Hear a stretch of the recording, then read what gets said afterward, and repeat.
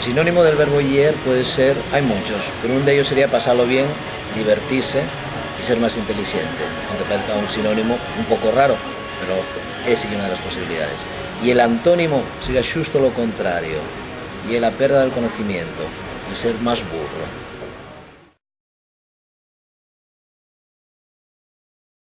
Sí, y es verdad que afortunadamente les madres entamen ayer el periódico, entamen a hacer un trabajo diferente al que siempre hicieron, como ye algamar la cultura, como ye participar en el desendolque de la civilización esta nuestra que tenemos hoy tan complicada. Pero también es verdad que en el libro esta mujer que lle el periódico sigue ejerciendo los antiguos trabajos de la mujer de casa, como ye trabajar, hacer la colada, planchar y además trabajar fuera de casa. De tal manera que esta mujer de hoy en día trabaja fuera de casa y arriba tiene que trabajar cuando llega a casa. Y una crítica que fai la esta nena a este trabajo tan descomunado que faen las mujeres de hoy en día.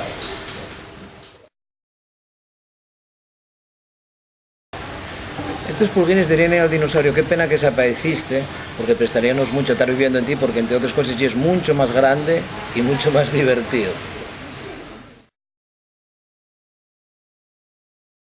Bueno, la editorial Pintar Pintar para mí es una de las mejores editoriales que tenemos hoy aquí en Asturias, tenemos la suerte de tenerlos y así esto que acabo de decir porque hay una gente que está totalmente enfocada en la literatura y en sacar adelante los libros. No solamente los faen de una manera muy cuidadosa, sino que además encarganse pues, de distribuirlos, de que la distribución sea buena, de llegar a mercados que de otra manera sería muy difícil para nosotros.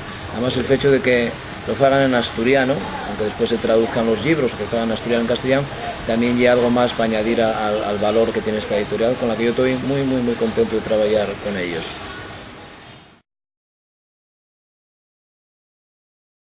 Sí, la monarquía tiene caries, pero también hay empastes para curiarlos, o sea que no os hagáis muchas esperanzas. Todavía falta tiempo, creo yo, o nunca se sabe, para sacar la muela.